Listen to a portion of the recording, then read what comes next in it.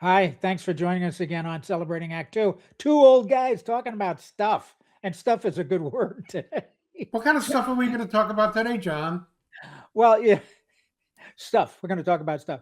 I was in the grocery store the other day and saw a man with one compression sock, shorts, and a big compression sock up to his Right, knees. right. Two legs, one compression socks. No, what?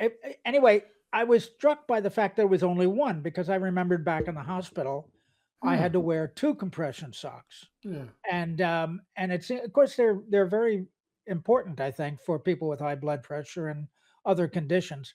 But I was struck by the fact that he only had one, and I know that a lot of people don't like compression socks. And I know in my case, wearing them in a hospital, and you were in a hospital, I know you probably had to wear them. What's your take on the fact that some people don't like and really avoid those compression socks? Well, it's kind of interesting. I've been asked to wear compression socks at various times with very little direction for a variety of things, off and on. And but when I was in a skilled nursing facility for 7 weeks because Right. I severely injured my leg and I had broken my arm and all sorts of other things. When I started walking again, I was getting some swelling from all the activity and so on and so forth.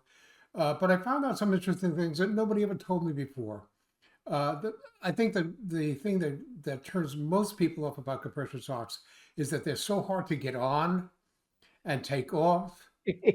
And I mean, it's a fight. And by the way, once you go to Amazon and you look for compression socks, if you have Facebook or Instagram, you're going to be inundated with all these Oh, yeah. special deals and so on and so forth.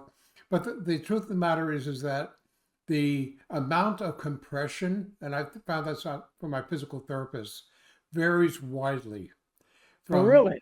I think they call it 15 millimeters per mercury to 40 or 50. Those are the tighter ones.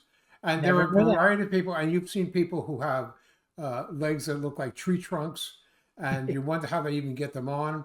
And they make variations of all of them, either calf high generally or knee high. Yeah. And there's some people who aren't told to wear them that maybe we wear a light compression because they're on their feet all day. Maybe they're 50 or 60 and they're either a waiter or waitress or they are doing customer service and they're not sitting for most of the time. And they're Yeah. standing, retail perhaps. But in any event, when I was taking my physical therapy for my legs, my physical therapist said you should be wearing them because I can see that there's a little bit of swelling there. You still have that, but wear the very lightest, which is I think 15. They're marked like 15 to 20, up to like 40 or 50. Yeah. I think it's millimeters per of mercury. I don't know Yeah, exactly what all that whatever, yeah. stands for, but he said you know that they're too tight if you take them off and you're where it hit the side of your leg, at the top, it doesn't bounce back within maybe a minute or two. He That's said, good. so Good good advice. if it stays now, again, I'm not a medical doctor and I haven't had any discussion with them, but what I've done is I've get now these calf high athletic socks because I'm going back to the gym, and I think they're the lightest ones, about 15.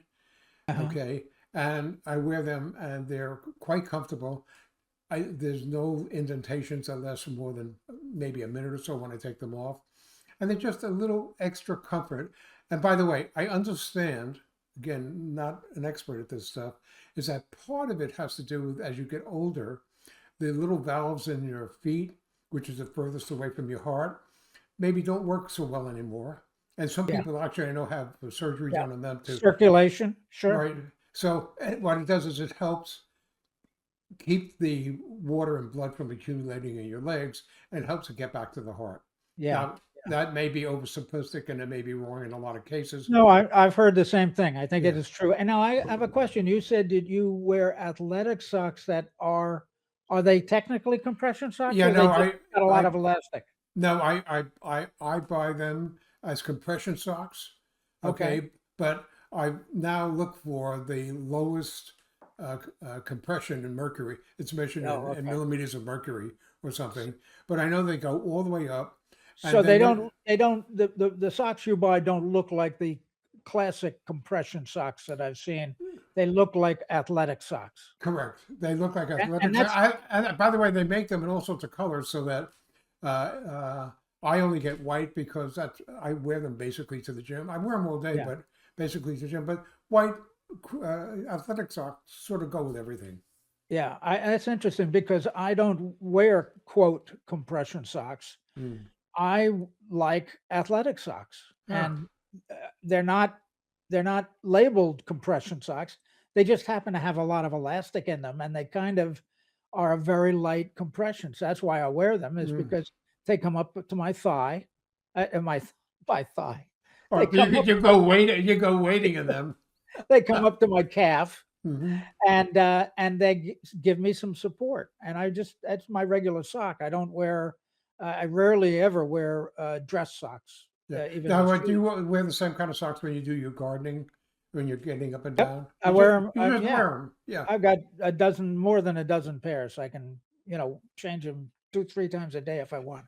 But the Sure. point is, they're athletic socks. They're sold as athletic socks.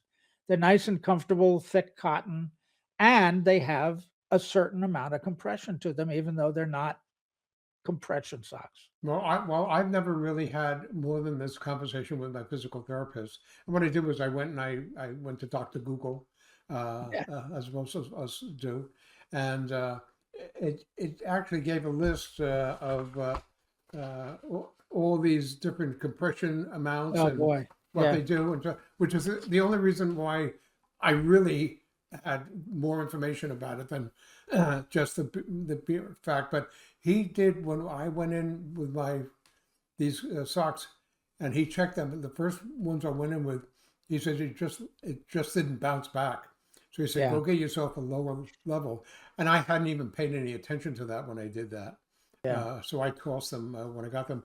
But if you need more specialized socks, where you need knee high uh, because a doctor is suggesting it, make sure you ask about what the compression number should be, because they do have the number.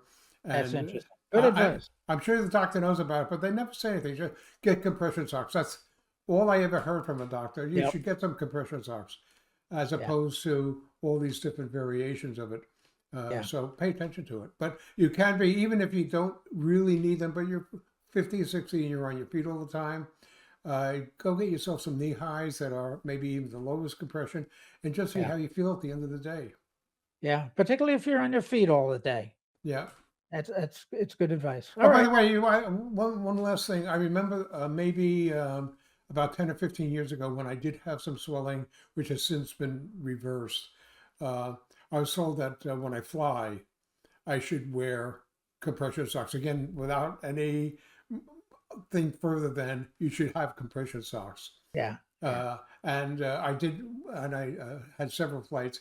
Felt much better having worn them on the flight than had my feet just expanded with regular socks. And then you try to get your shoes back on, and it's Yeah. not so easy. Yeah. Well, I hope everybody who needs compression socks will not have any fear of wearing them. Mm. That's my goal. So, Yeah, good point. For more on Celebrating Act Two, visit our webpage, follow us on Facebook, subscribe to us on YouTube, and tell your friends. Celebrating Act Two is the user manual for the second half of your life.